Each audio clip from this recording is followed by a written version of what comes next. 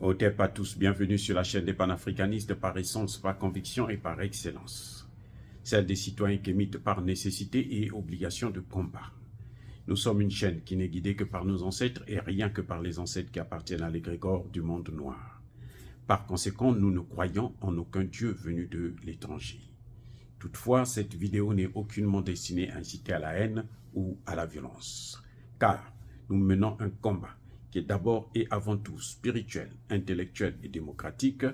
Ensuite, il est politique, géopolitique et géostratégique, contre l'impérialisme, le colonialisme, le néocolonialisme et l'endocolonat, qui sont tous qualifiés de crimes contre l'humanité.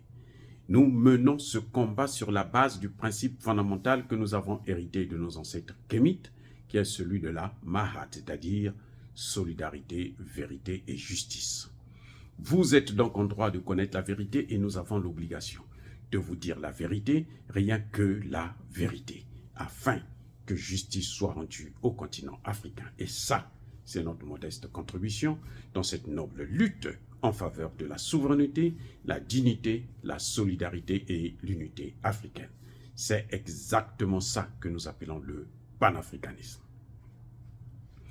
Bien-aimés frères et sœurs, lorsque j'ai appelé à voter pour Félix Tshisekedi, malgré les critiques que j'ai toujours faites à l'encontre du président congolais, il y a quelqu'un qui m'a écrit en inbox pour me dire que je ne connaissais pas la classe politique congolaise, je ne connaissais pas Tshisekedi, alors que je suis congolais de l'autre côté. J'ai fait savoir à la personne que, vous savez, ce que vous voyez au Congo démocratique, là, c'est exactement ce qu'on voit de l'autre côté du Congo, au Congo-Brazzaville. Parce que nous avons la même culture, nous avons les mêmes descendants, nous sommes des Bantous tous, nous appartenons pour une grande partie du Congo à la même royauté, puisque le Congo faisait partie, les deux Congos d'ailleurs, faisaient partie de ce qu'on appelle le Congo avec K, qui s'écrit avec K, et qui s'étendait jusqu'en Angola. Et là d'ailleurs, la capitale de ce Congo se trouvait en Angola. Donc, c'est le colonisateur qui est venu tout bousiller, chambouler, mais en fait, nous sommes un même peuple. Ça, c'est le premier argument. Le deuxième argument, je disais que le moindre mal pour moi, c'était Martin Fayulu. Mais Martin Fayulu a un handicap. C'est qu'il n'a pas de chance de gagner. C'est clair, il n'a pas de chance de gagner. Donc, les seuls candidats qui en fait, ont fait la bataille, c'est Katumbi et Tshisekedi. Parce que même le docteur Mukwege, c'était la pièce de rechange au cas où Katumbi n'est pas accepté, autorisé à se présenter, parce que, bon, nous le savons tous aujourd'hui, il est prouvé que c'est un étranger, c'est un Zambien. Hein, le Congo compte plus de 100 millions d'habitants. En tout cas, on n'a pas besoin qu'un étranger vienne le gouverner. Kabila, le fils, étant étranger venu, il a gouverné. On a vu qu'il n'a rien fait de spécial. Hein, puisqu'il est parti, la guerre était toujours là. Même si on va nous dire que ça s'est aggravé, mais ce sont les circonstances que Kabila avait laissées qui ont amené le Congo à se retrouver dans cette situation. Bref, je disais qu'en politique, si vous ne faites pas la politique va vous faire. Et la politique de la chaise vide, là, ça ne paye pas. Nous avons des candidats qui sont là, qui sont en course. Il y en a, ils étaient plus d'une vingtaine, 26 par là. 4 se sont penchés vers Katumbi, moyennant de l'argent, puisqu'il les a achetés carrément. Et puis les autres ont résisté. Ils sont allés jusqu'au bout. Mais parmi les 4, les sondages montraient bien. Hein, il ne faut pas s'occuper de ce que disent RFI et France 24. Eux, ils ont leur façon de... Ils gagnent toujours tout sur leur chaîne. Ce qu'eux, ils pensent là, c'est pour eux la vérité, mais sur le terrain, ça n'a jamais été la vérité. On le voit en Ukraine. Il n'y a pas d'autres exemples palpables. On l'a vu au Mali.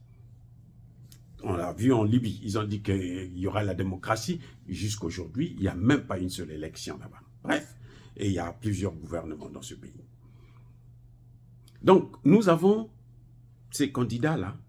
Il faut absolument un homme politique, quelqu'un qui fait la politique, un analyste politique. Il doit faire un choix parmi les candidats. Il doit faire un choix. C'est comme ici, nous avons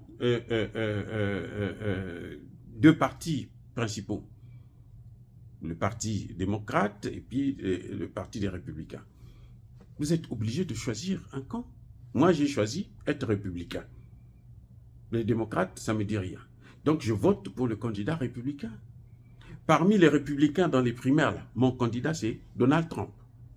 Parce que j'estime que c'est lui qui a plus de chances de l'emporter et de battre Joe Biden. Et c'est comme ça que ça se passe en politique.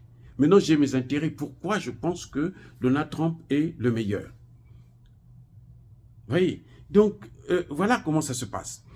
Au Congo démocratique, entre Katumbi, qui est l'étranger, et Tshisekedi, il n'y a pas photo. Moi, je voterai forcément pour Tshisekedi. C'est clair, c'est net.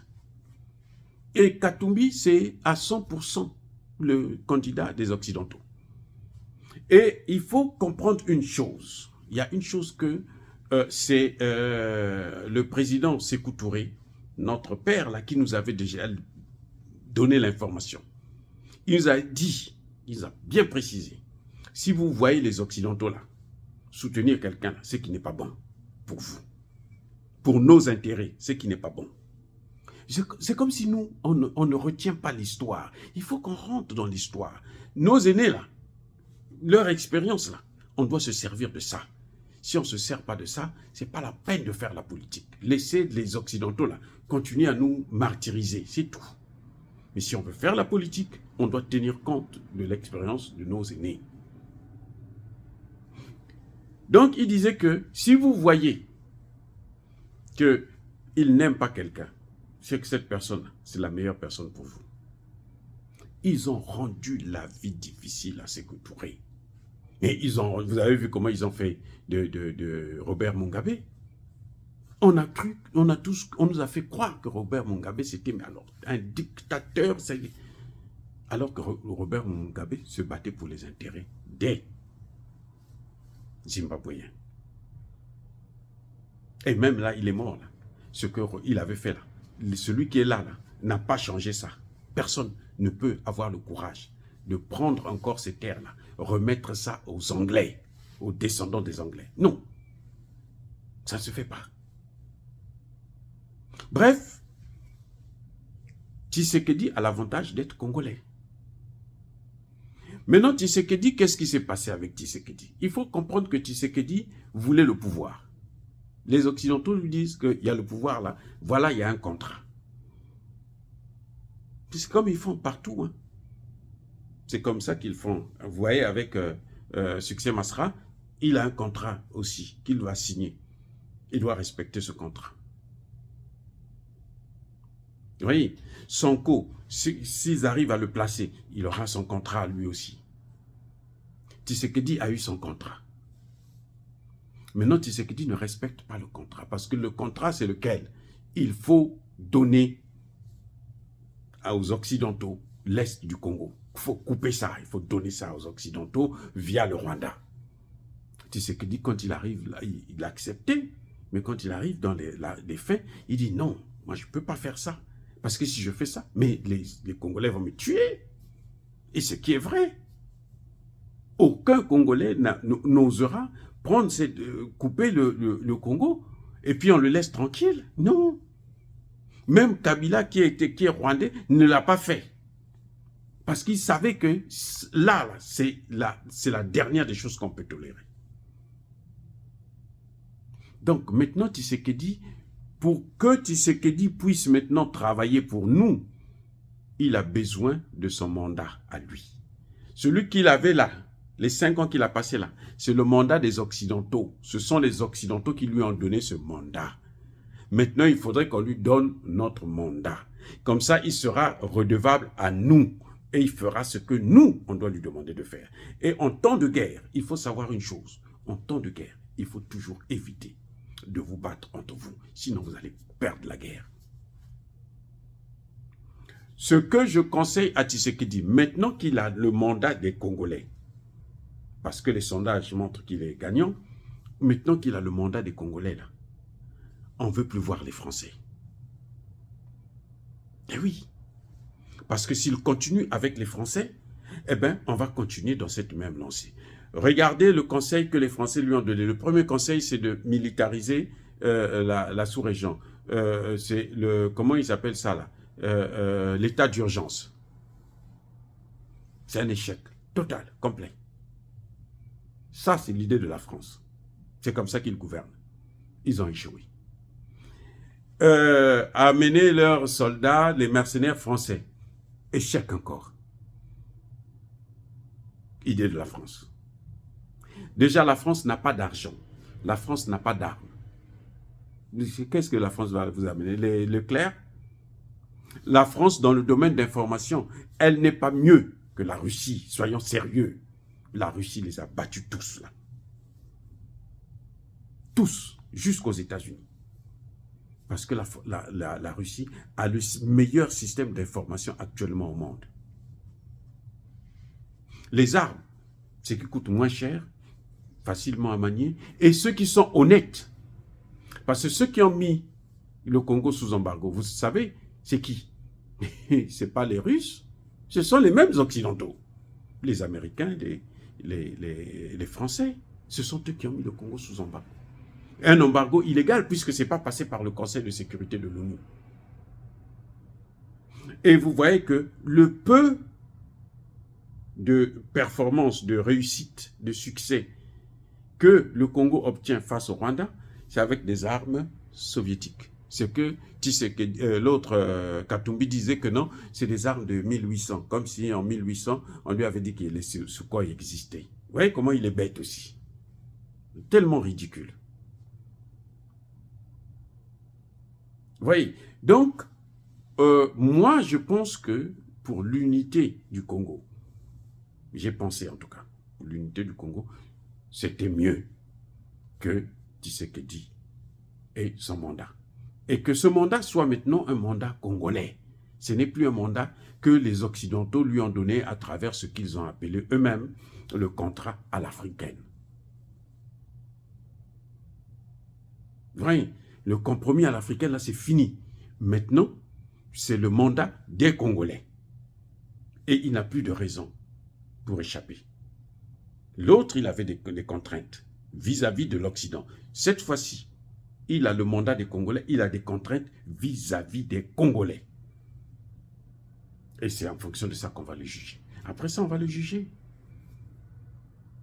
S'il échoue, tant pis pour lui, il payera le prix. On trouvera un moyen pour lui faire payer ça. Vous savez, c'est pas aussi facile que ça. Mais en tout cas, il faut reconnaître qu'il a eu le courage de ne pas aller plus loin, de ne pas faire ce que les Occidentaux lui demandaient de faire. Au point où les Américains commencent à hésiter un peu parce qu'ils voient que la roue est en train de tourner. Parce qu'ils savent que s'ils continuent comme ça, eh ben, ils vont mettre le Congo dans les mains des Russes eux-mêmes. Et c'est ce qu'il faut. Il faut avoir un allié sûr, pas ces alliés de merde qui changent de veste, qui vous soutiennent, demain ils vous abandonnent comme ils ont fait avec l'Ukraine, on l'a vu. C'est pas la Russie. La Russie n'a jamais abandonné les siens. Et dans tout ce qui est combat contre l'intégrité territoriale, la souveraineté des États africains, le seul pays qui nous a toujours aidés sincèrement et qui a mené le combat jusqu'au bout avec nous, c'est la Russie. Dire cela, c'est inciter à la haine ou à la violence? Non. Je ne fais que vous expliquer pourquoi le vote utile, c'était le vote de la raison, celui de Félix Tshisekedi, le numéro 20. Et Dieu merci que, en tout cas, les sondages montrent que Katumbi ne peut même pas atteindre 15 ou 20%. Il ne peut pas dépasser ça. Il ne peut pas dépasser 20%. C'est pour ça que vous entendez, ils s'organisent déjà pour organiser des marches et tout. Bon, en Afrique, là, chaque élection a toujours été contestée. En tout cas, le Congo a organisé ses élections sans le financement extérieur et on a vu toutes les manigances qu'ils avaient fait pour pirater le système, mais par la grâce de Dieu, les choses se sont passées correctement. J'espère seulement qu'ils ne vont pas aller soutenir Corneille Nangaa et puis embraser tout le pays. Je l'espère. Et je pense que cette fois-ci, M. Tshisekedi a des comptes à nous rendre après ce deuxième mandat. Bien-aimés frères et sœurs, soyez bénis. Je persiste et je signe, soyez abondamment bénis par le Dieu des Kémites et par nos ancêtres angélisés.